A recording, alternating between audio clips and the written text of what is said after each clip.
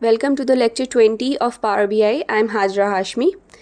Today we will discuss calculate function. Calculate function evaluates a given expression or formula under a set of defined filters. This is the syntax of calculate function.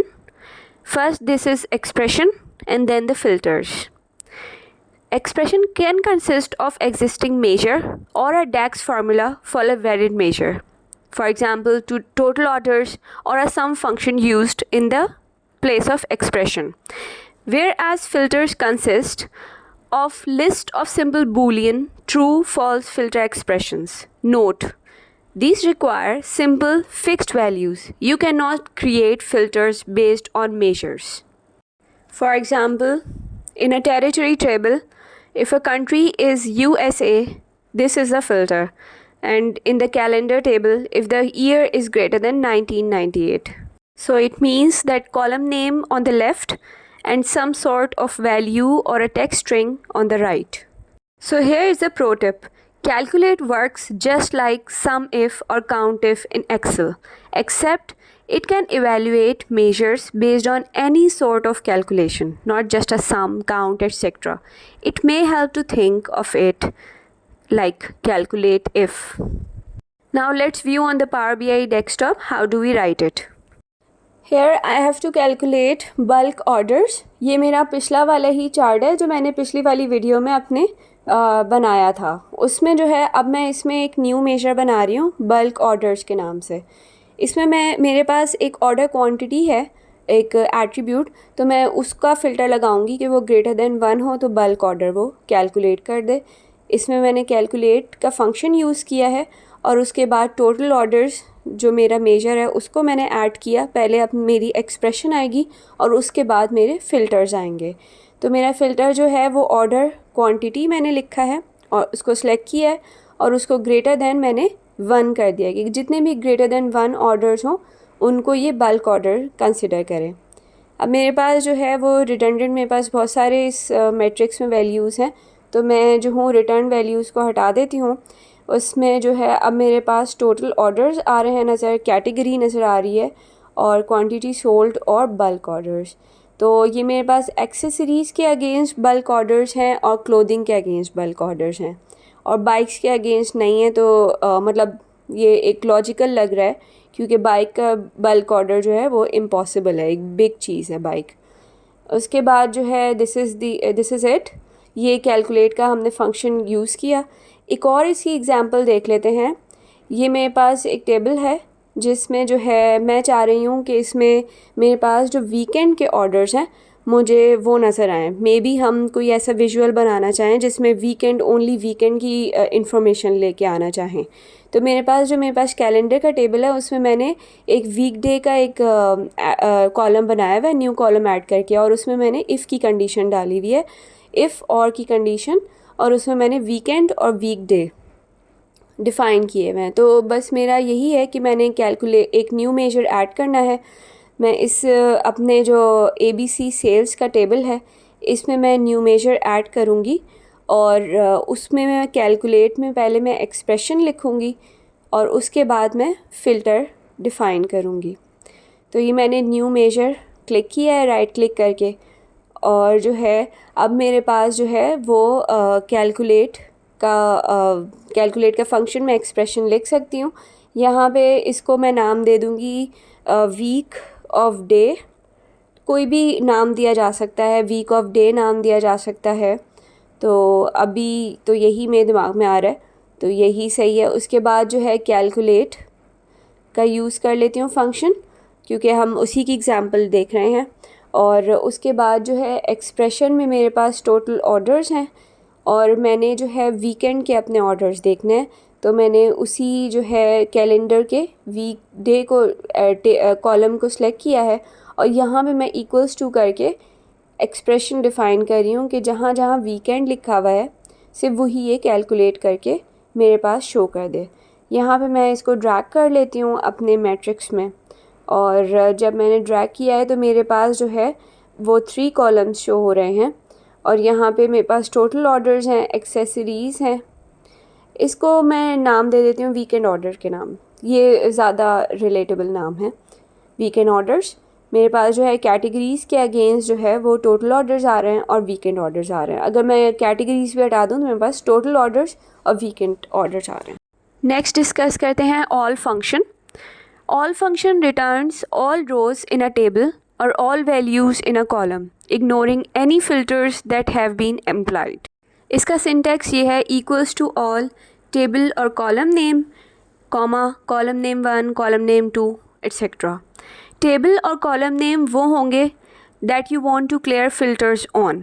Next है column name 1 column name 2, list of columns that you want to clear filters on, optional है। Notes ये है कि if your first parameter is a table you can't specify additional columns. All columns must include the table name and come from the same table. So it means instead of adding filter context, all removes it. This is often used when you need unfiltered values that won't react to changes in filter context. For example, किसी percentage को मालूम करना है तो जिसमें denominator जो है वो fixed रहना है, उसमें हम all को use करते हैं.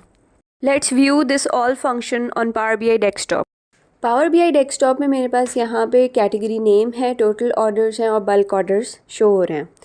मैं एक न्यू मेजर बनाऊँगी ऑल ऑर्डर्स के नाम से, जिसमें मैंने कैलकुलेट और ऑल का फंक्शन दोनों यूज़ करूँगी। आइए देखते हैं किस तरह। मैंने न्यू मेजर का नाम लिख दिया है ऑल ऑर्डर्स कैलकुलेट, और उसके बाद जो है मैंने एक्सप्रेशन देनी होती है और फिल्टर्स देना होता है। तो कैलकुलेट मैंने सेलेक्ट किया अपना फंक्शन और उसमें मैंने एक्सप्रेशन दे दिया क्योंकि मैं चाह रही हूँ कि ऑल ऑर्डर्स जो हैं वो टोटल ऑर्डर्स को यूज़ करें। टोटल ऑर्डर्स मैंने इसमें ऐड कर दिए हैं और कॉमा दे के अब मैंने अपना नॉर्मली मैं फ़िल्टर्स देती हूँ, तो इसमें मैं फ़िल्टर्स नहीं दूँगी, मैंने ऑल चूज़ किया है क्योंकि मैं फ़िल्टर्स के अलावा मैं चाह रही हूँ कि एक मेरे पास वैल्यू आए। तो ऑल मैंने सेलेक्ट किया और उसके बाद मैंने एक टेबल नेम दे दिया है, सेल्स का टेबल मैं इसमें दूँगी। सेल्स का टेबल मैंने इसमें से सिलेक्ट कर लिया है। इस एक्सप्रेशन में हो क्या रहा है, इस एक्सप्रेशन में ये हो रहा है कि कैलकुलेट कर रहा है वो टोटल ऑर्डर्स को किसी भी फ़िल्टर्स के अलावा, मतलब कोई भी अगर फ़िल्टर मौजूद है तो उसको ख़त्म करके ये टोटल ऑर्डर्स कैलकुलेट कर देगा और उसको ऑल ऑर्डर्स के मेजर में ऐड कर देगा।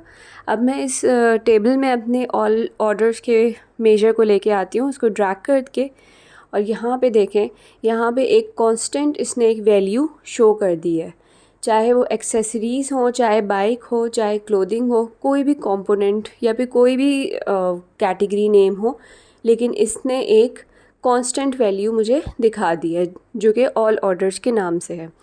अब मैं इसको एक परसेंटेज के उस पर यूज़ कर सकती हूँ। इस टोटल वैल्यू को मैंने एक न्यू मेजर किया है और उसमें मैं लिख रही हूँ परसेंट ऑफ टोटल ऑर्डर्स, क्योंकि मैं चाह रही हूँ कि अपने जितने भी ऑर्डर्स हैं उनको टोटल ऑर्डर से परसेंटेज मालूम करूँ कि कितने हर कैटेगरी के अगेंस्ट क्या परसेंटेज है। तो उसको मैंने इक्वल्स किया और उसके बाद सिंपल मैंने total orders divide by all orders कर दूँगी मैं। तो इससे ये होगा, इससे मुझे हर कैटेगरी का कंट्रीब्यूशन पता चल जाएगा कि उसका इंडिविजुअल ऑर्डर्स पे कितना कंट्रीब्यूशन है। इसको मैंने ड्रैग कर दिया और यहाँ पे मैंने इसको सिंस ये परसेंटेज में नहीं है तो मैंने परसेंटेज सेलेक्ट कर लिया और ये मेरे पास परसेंटेज में वैल्यूज़ हैं जो शो कर रही हैं कि एक्सेसरीज़ जो है 65% ऑफ द टोटल ऑर्डर जो है वो कंट्रीब्यूट कर रही है, बाइक्स जो हैं वो इतने कंट्रीब्यूट कर रही है और क्लोथिंग इतने कंट्रीब्यूट कर रही है, और टोटल जो है 100% कंट्रीब्यूशन हो रही है। तो दिस इज़ इट। ये बहुत ही अच्छी एग्जांपल थी कैलकुलेट और ऑल फंक्शन को यूज़ करके। अब एक दूसरी एग्जांपल हम देखते हैं जिसमें प्रोडक्ट में मैं एक मेजर ऐड करूँगी प्रोडक्ट के टेबल में, और इसमें जो है ये प्रोडक्ट में मैंने राइट क्लिक करके न्यू मेजर किया है और उसमें मेरे पास ऑलरेडी एक मेजर बना हुआ था एवरेज रिटेल प्राइस के नाम से। तो मैंने ओवरऑल एवरेज प्राइस जो है मैं कैलकुलेट करूँगी। ये मुझे हर जितनी भी हमारी प्रोडक्ट्स हैं उसकी ओवरऑल जो एवरेज है वो मुझे बता देगा। तो मैंने कैलकुलेट में एवरेज रिटेल प्राइस जो मेरा ऑलरेडी एक फंक्शन है उसको लिखा है और उसके बाद मैंने ऑल फंक्शन को लिखा है और फिर मैं जो हूँ वो प्रोडक्ट के टेबल को सिलेक्ट करूँगी और उसको एंटर मैंने प्रेस किया है। तो लेट्स सी कि क्या वैल्यूज़ आती हैं। पहले मैं एवरेज रिटेल प्राइस जो मेरा ऑलरेडी एक कॉलम था उसको मैं दिखाती हूँ। तो ये मेरे पास एवरेज शो कर रहा है रिटेल प्राइस पर कैटेगरीज़ की। अब मेरे पास ये ओवरऑल एवरेज प्राइस इसने दिखा दी है।